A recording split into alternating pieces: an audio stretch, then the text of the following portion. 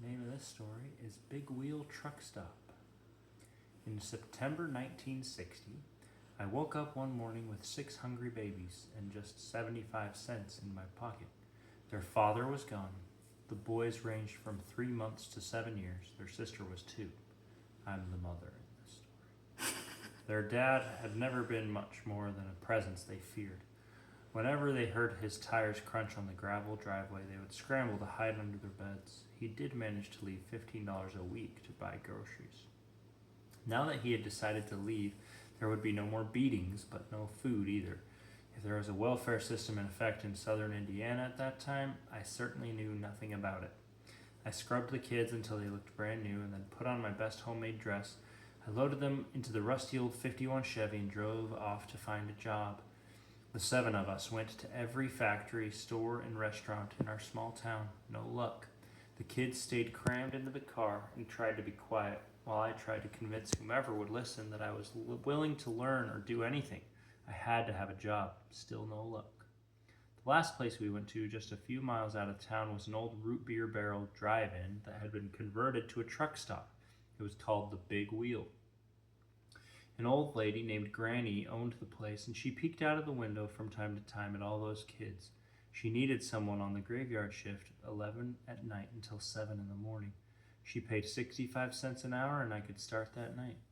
I raced home and called the teenager down the street that babysat for people. I bargained with her to come and sleep on my sofa for $1 a night. She could arrive with her pajamas on, and the kids would already be asleep. This seemed like a good arrangement to her, so we made a deal.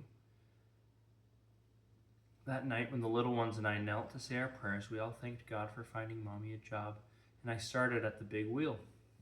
When I got home in the mornings, I woke the babysitter up and sent her home with $1 of my tip money, fully half of what I averaged every night.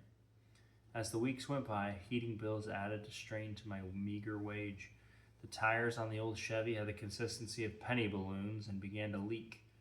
I had to fill them with air on the way to work and every morning before I could go home. One bleak fall morning, I dragged myself to the car to go home and found 4 tires in the back seat. New tires. There was no note, no nothing, just those beautiful brand new tires.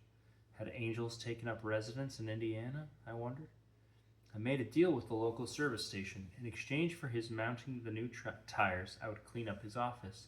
I remember it took me a lot longer to scrub his floor than it did for him to do the tires. I was now working 6 nights instead of 5, and it still wasn't enough. Christmas was coming, and I knew there would be no money for toys for the kids.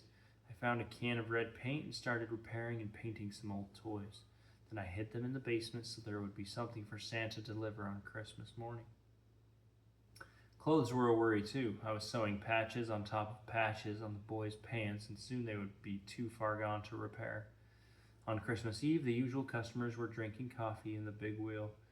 These were the truckers, Les, Frank, and Jim, and a state trooper named Joe. A few musicians were hanging around after a gig at the Legion and were dropping nickels in the pinball machine.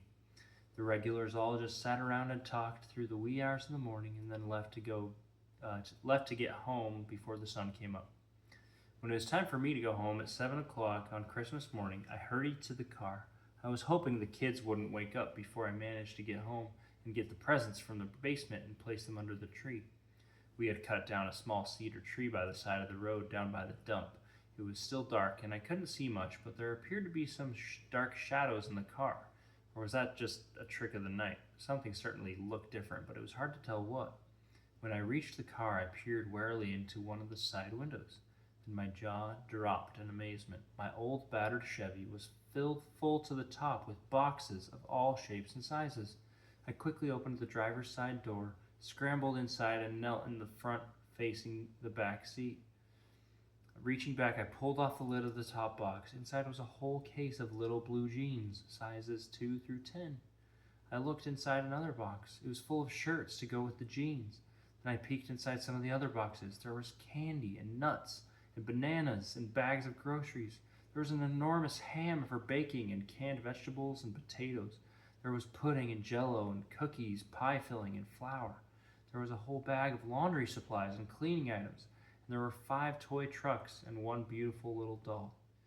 As I drove back through the empty streets as the sun slowly rose on the most amazing Christmas day of my life. I was sobbing with gratitude, and I will never forget the joy on the faces of my little ones that precious morning. Yes, there were angels in Indiana that long ago December, and they all hung out at the Big Wheel truck stop.